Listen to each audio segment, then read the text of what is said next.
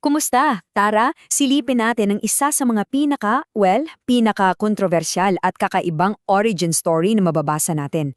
Ito ay isang kwento na nagsimula sa desperasyon pero hahantong sa pagsilang ng dalawang sinaunang nasyon. Okay, isipin niyo to.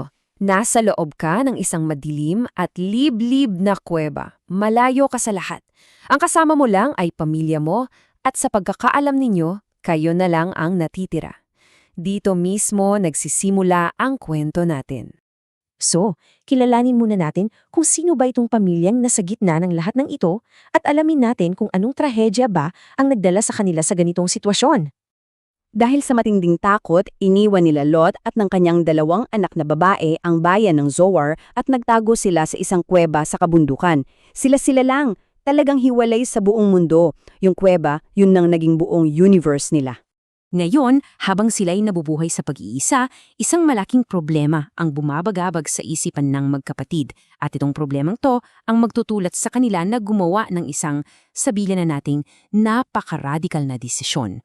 At yan mismo ang sinabi ng panganay. Para sa kanila, hindi lang ito simpleng kalungkutan ha, ito ay isang existential crisis. Kasi kung wala silang gagawin, para sa kanila, yun na yun, tapos na, mabubura na ang kanilang pamilya sa mundo. Tandaan natin yang layunin na yan ha, kasi yan ang magpapaliwanag sa lahat ng susunod na mangyayari. Para sa kanila, ang pagpapatuloy ng kanilang lahi ay hindi lang tradisyon, ito mang tanging paraan para labanan ng pagkalimot at pagkawala ng tuluyan. So dahil sa paniniwala nilang wala ng ibang lalaki sa mundo para sa kanila, bumuo sila ng isang plano. Isang plano na sa tingin nila, yun na ang nag-iisang solusyon sa kanilang problema. At linawin natin, hindi ito aksidente o isang bagay na biglaan lang naisip. Ito ay isang kalkulado at sistematikong plano na isinagawa nila sa loob ng dalawang magkasunod na gabi. Dito mo makikita kung gaano sila kadesperado. Pero heto yung isang detalye na napakahalaga. Sa parehong gabi, nilasing nila si Lot hanggang sa mawalan siya ng malay. Wala siyang kamalay-malay sa nangyari. At yan ay isang crucial na punto sa buong salaysay na ito. So, ano na ang nangyari? Ano ang naging bunga ng kanilang plano?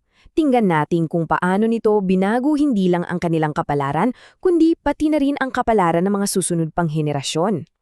At ang kanilang desperadong plano, nagtagumpay. Parehong nagdalang tao ang magkapatid. Ang kanilang lahi, na akala nilang maglalaho na, ay siguradong magpapatuloy. Unang nagsilang ang panganay na anak. Nagkaroon siya ng isang lalaki at pinangalanan niya itong Moab. At hindi nagtagal, sumunod naman ang kanyang kapatid. Nagsilang din siya ng isang lalaki at tinawag naman niya itong Ben-Ami.